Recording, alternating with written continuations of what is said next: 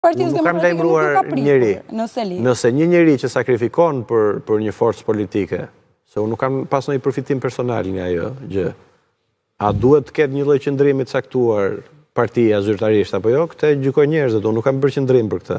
Mbas asaj po them, unë jam drejtues politik në kombinat, dhe në grup unë ka dhe deputet.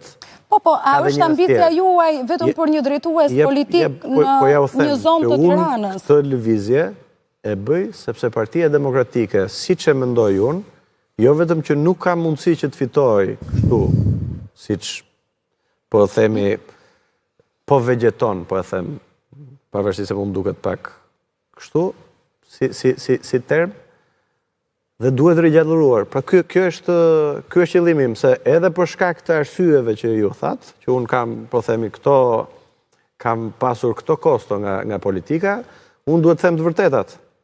Pra nuk më falet mua të mos i them disa të vërteta.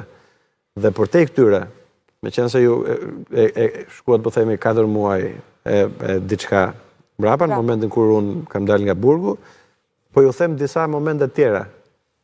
Unë kam qenë i vetmi që kam diskutuar ashpër kur u dorëzuan mandatet që kam thënë që mos dorëzohen apo jo. Se pasi dështoj, dolën gjithë kemi qenë kundër, po në mbledhje kanë qenë dhe 2 kolegë tjerë, po i vetmi që kam folë ashpër. Unë kam qenë i vetmi që kam thënë që ne duhet të çojmë njerëz ose jo te komisionet që vajten i zgjodhën komisionet e vettingut pasaj. A ka qenë kështu? Unë kam qenë i vetmi në mbledhjen e kryesisë tani që kam thënë duhet protest. Kam qenë ndër të paktët që kam thënë duhet revolt edhe jo këto. Unë qëndrimet në raport me interesin e demokratëve i kam mbajtur siç unë e mendoj se unë jam përfaqësues.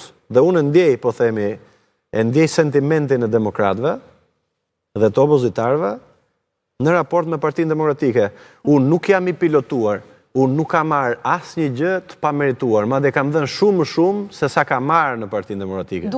Unë kam qenë mi votuari në qarkun e Korçës, zgjedhjet e fundit, kam dalë me rezultat pozitiv përballë Partisë Socialiste në ato zgjedhje, kam dalë fitues në Bashkinë e Kavajës si drejtues politik, bashkë me ekipin, pa diskutim me Fisnikun edhe me Hysenin, por në çdo zonë, unë duke mbajtur këto qëndrime, duke qenë i vërtet, duke i mbrojtur interesat e qytetarëve dhe njerëzve që më votojnë, të kem pasur këtë gjë. Duke qenë se ju i renditni vetes këto atribute, a do thotë kjo që ju më shumë se sa një shkundje të Partisë Demokratike, po përgatisni terrenin për të kandiduar përballë Sali Berishës 2026? Unë po bëj, po themi takime, bashkë me miq tjerë, ne po bëjmë takime për të dëgjuar demokratët dhe për të diskutuar për disa problematika që i thash. Do të kandidonit përballë Berishës në 2026? Po nuk ka zgjedhje, këto nuk janë momente zgjedhjesh.